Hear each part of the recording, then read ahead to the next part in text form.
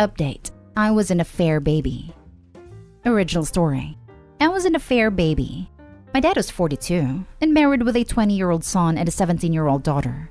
And my mom was 21 when I was born. My dad divorced his then wife and married my mom. But he kept in close contact with his children, but they never wanted to meet me. I didn't know about the affair or my dad's other family until I was 17.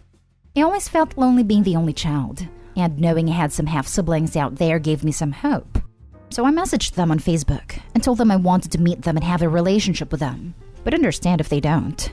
They didn't reply at the time, and this was 4 years ago. 6 months ago, I received a Facebook message from my half-sister telling me they wanted to meet. I was thrilled. We met and we have been forming a siblings bond since. Problem is, most of my half-siblings' family is upset that we're connecting, but especially their mother. She feels somehow betrayed and see me as the reason her marriage and family are broken. Then a week ago was my half-brother's birthday party and I was invited. This is the first birthday I got to celebrate with one of my half-siblings. Their mother was also there. She didn't talk the whole evening and left early. After she left, my sister-in-law called me aside and told me I was disrupting my half-siblings' family life by showing up. I was putting them on a spot where they have to choose a side. Same with the rest of the family. At most, the family sided with my half-siblings' mom. So if I really cared about my half-siblings, I would step back. I don't know how to handle this. I do want to be in my half-siblings' lives, but I don't know if I'm doing this right. Can someone please give me some advice on how doing this in the less painful and hurtful way to everybody? Edit. My sister-in-law is my half-brother's wife. Now for the top advice before reading the update. Leave it up to your half-siblings. If they want a relationship with you, awesome. If they don't, then you are better off without, regardless of the reason. Yes, and OP, tell your half-brother what his wife told you. She absolutely went behind his back on that one, and he didn't know she said that. Because if he'd felt the same way she did, he wouldn't have invited you to his party. Let them handle their family. It's not your family, so you don't have any responsibility towards them. This, exactly. I have 4 half-siblings, 2 of whom are from my dad's second family. I would absolutely want to know if my partner ever said anything to them about the situation without me there. And I would never ever leave something like that up to anyone but me to decide. If I choose to invite them to an event at my home, it's because I want them there. End of story. Your half-sister is 34 years old, assuming I did the math right. I think she gets to choose if she wants a relationship with you, but it certainly isn't your sister-in-law's decision. Discuss it with your half-sister. She's a big girl, and she can make her own decisions. It's not your fault your dad had an affair. And while it's understandable that the mom probably feels hurt seeing you being reminded of the affair, you aren't the one that hurt her. You're just a pawn. Assuming you're all adults now, your half-siblings get to choose if they want to have a relationship with you or not. Being friends with you doesn't mean they're betraying their mom, though she may still be hurt, because you aren't the one who hurt her. Your dad did. Your sister-in-law was butting in, and it isn't her place. And now for the update. I talked to my siblings. It was my brother who told me we needed to talk. Apparently, after the birthday party, one of his daughters approached him and asked why they needed to be nice with me when I was the reason their grandparents' marriage is broken. My brother was shocked because neither my sister or him told their kids any of this. They weren't aware of the circumstances of my birth. My brother asked who told them that, and she told him it was her mom and grandma. My brother is very angry at my sister-in-law and his mom. He already talked to them, and his wife told him she disapproved of me. She saw it as a betrayal to her mother-in-law and doesn't understand why my siblings would want to be around a representation of their family falling apart. Plus, to her, this is as if my brother is enabling cheating and somehow becomes him any pro-cheating. Their mom, on the other hand, told him that at first when my siblings informed her their desire to meet me, she thought she will be okay with it. But after seeing me, she realized she hated me more than she thought. She told him she was well aware of my dad cheating on her, but thought he would never leave her. She just thought eventually my dad would get bored of my mom, and that would be the end of it. Turns out my mom got pregnant and my dad asked for the divorce. Hence the reason she saw me as the reason her marriage fell apart. That explains why she wasn't uncomfortable being around my dad in family gatherings and even was nice to him. All this time, she hoped that showing my dad how generous and good person she was, my dad would leave my mom and I, and return begging forgiveness. Anyway, my siblings told me that none of this was my fault, and that they actually liked me and want me in their lives.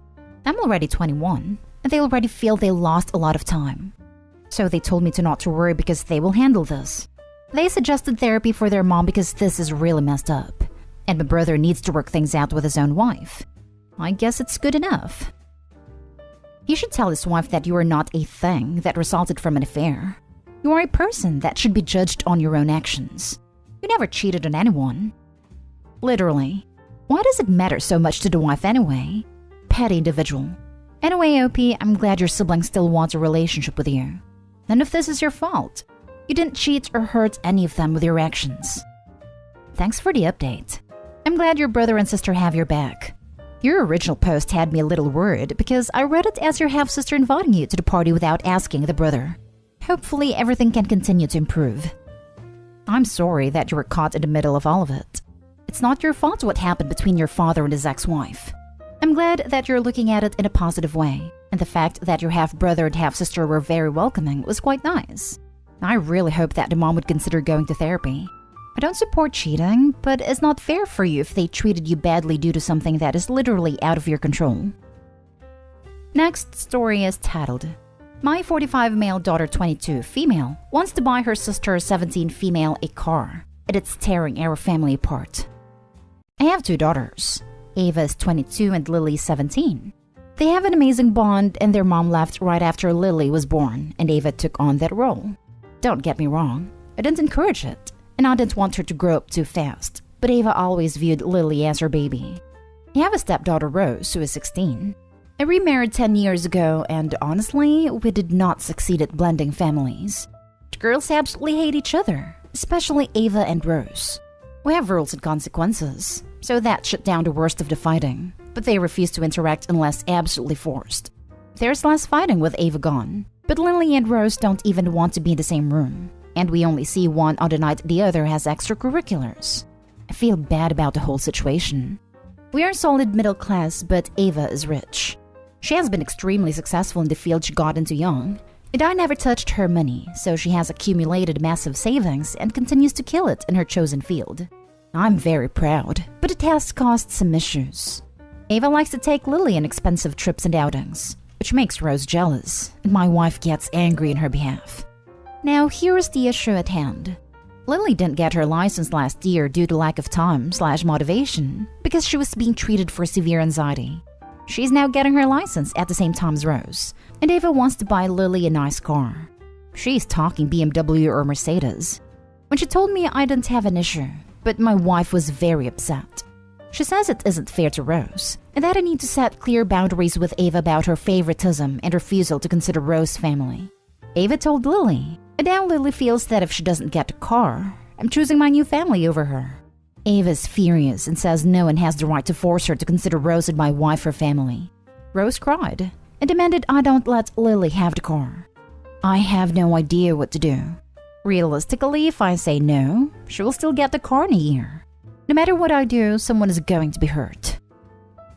Let's be honest, your family was already torn apart before this. Whether or not Ava buys a car for Lily, is it going to change things much? Your daughters are not going to magically accept Rose as their sister. My only advice is to talk to Ava about the car, so it's clear who's paying for the insurance and find the best car for a young and experienced driver. Ava already knows she is paying the insurance. The cars she was suggesting are very safe, which makes me more inclined to agree. Then you really don't have much leg to stand on with forbidding it. You lose both daughters if you dig your heels in, as Lily will have the car but does not want to speak with you anymore. Rose is just envious, and you shouldn't enable envy, and her mother should be teaching her that not everything is fair, and sometimes there's nothing you can do about it. You don't really have a place to object here. Ava's a legal adult, and Lily's less than a year away from being one also. It sucks that it hurts your stepdaughter, but she's going to learn life isn't always fair anyway. I also talked her into buying a less expensive car for a brand new driver. Yeah, damage control. Focus on her purchasing a car with the highest possible safety ratings. You didn't have an issue with this until your wife told you to have an issue. If their whole childhood has been like this, be prepared to lose both your daughters forever. Your wife cannot force Ava to see Rose as a sibling when they're not siblings. Your stepdaughter sounds like an entitled brat, and your wife is a jealous nightmare. And this is Ava buying a car for her sister. The money isn't coming from you. And your wife has no right to tell Ava how she can and can't spend her money. Or on who. Now for the last story. My wife said she plans to exclude my daughter 17 female, her stepdaughter 15 years who calls her mom, from her will. My wife 51 female and I 55 male have a blended family. When we got married, she had a 10-year-old son, now 25, and 6-year-old daughter, now 21. My daughter was 2 and her mom, who suffered from chronic depression, had died from a drug overdose soon after her birth and therefore doesn't remember anything of her biological mother. My wife and I later had a son together, now aged 12. When we got married, my wife's ex-husband had begun his medical residency 2 hours away and was more of a weekend and holidays fixture in the kids' lives. I told her how much I adored her kids, and they referred to me as uncle since I didn't want to step on our ex's toes.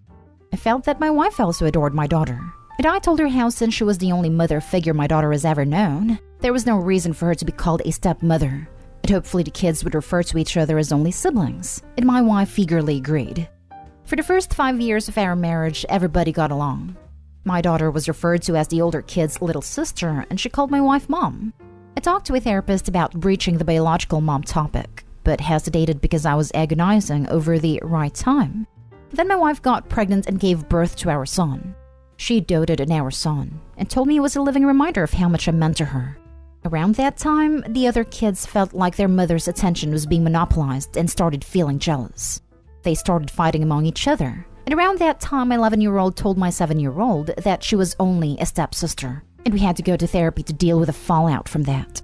We later also had to deal with the fact that as my younger son grew up, he had a phase where he would call my biological daughter his half-sister, but call his other 2 older siblings his sister and brother. Throughout these trials, I felt like my wife was pretty even-keeled, and nobody complained about favoritism. I contributed to both my 25 and 21-year-old's college fund. My oldest son is now in medical school, and I pay his expenses and half of his tuition while my wife's ex pays the other half. My 21-year-old is taking a gap year from an unpaid internship, and I'm paying her rent. My wife was a stay-at-home mom for most of our marriage. I own a few restaurants and a bread and breakfast. Later, my wife and I made some real estate investments, and she recently invested in property and a parking garage on her own. She mostly keeps her earnings separate. But recently, I've been having a series of rather serious health issues. I was diagnosed 6 months ago with an autoimmune condition. I think the diagnosis kind of hammered home the fact that my wife and I might be gone sooner rather than later. We started talking about wills, and about how to best set her up so she could be our family's rock if I passed, likely much earlier than she will. I had toyed with the idea of having a joint will. My wife initially agreed to look into it, but after a while, she said that this wasn't going to work and that she wanted a separate will. She said that she was sorry for bringing this up when I was still so sick, and that it was nothing personal, but she thinks that when she leaves the earth, the fruits of her life should go to her own biological children, and that she has raised my daughter from age 2, and that's more than most other women would do for a child that wasn't theirs. I was shocked. We asked her how long she's felt this, and she admitted that it was easier in the early years of our marriage, especially since she was dealing with bad memories from her ex and how that affected her relationship with her biological children. But after our son was born, she said she realized she had something with her biological children that she never could have with my daughter, and that she felt like a bad mother every time she thought of leaving my daughter any money. She said her kids didn't deserve that, and she feels guilty every time she had to take time away from her older daughter in particular to give to my daughter. And if she left our daughter anything, she'd be essentially robbing her own kids. When I pointed out that I was leaving her kids and mine equal amounts of money, she told me to not take whatever I feel about her out on the kids. What do I do? Regardless of the money, I cannot imagine the shock that my daughter will feel when the woman she's called mom all her life without a second thought cuts her out of her will for no fault of her own. The relationship between her and her older sister in particular is filled with tension, but I think she would assume her mom loved her equally. My wife is right in her assumption that I could never fathom giving any of my kids more than the other. But this has thrown me for a loop, because the older 2 kids' father is a very successful practice and no other kids, and he has basically said he will pass it down to his kids and split assets evenly among the 2.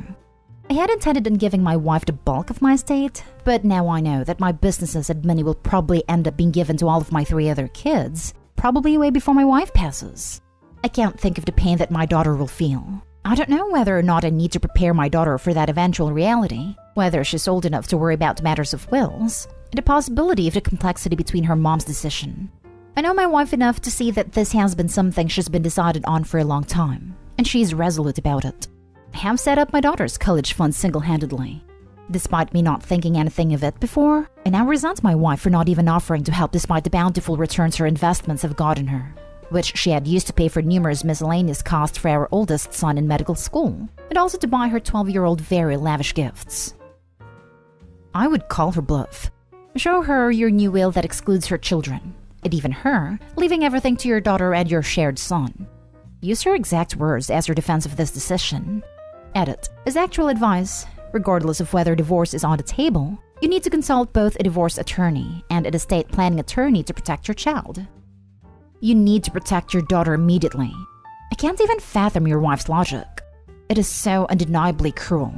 Leave the majority to your daughter, but include your son as well. Please take care to install bulletproof trusts for them. Your so-called wife sounds like a monster. I would be tempted to put the house in your daughter's name and make your wife rent from her. My condolences. You need to rewrite your will, leaving the bulk of your estate to your daughter. Not because you're taking anything out on your wife's kids, but because you've learned that the child's other parent intends to make no provision for her. So you need to adjust your bequests, so that she's cared for the manner you expect and intend. There are state laws regarding what a spouse is entitled to, however, and you should consult an attorney in your state.